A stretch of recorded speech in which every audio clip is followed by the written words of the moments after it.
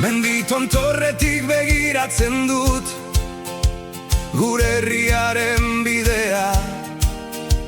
Aiton Amonen ahotsak haizean entzuten ditut. Belaunaldi bakoitzak zubera daramana, ez da galduko hizkuntza, ez da hilko gure izana. Amaren eskutik ikasi nuen nor naizen nondik natorren.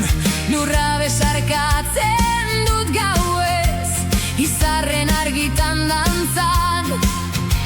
Hitz bakoitza altxor bat da, mendeak gordeta.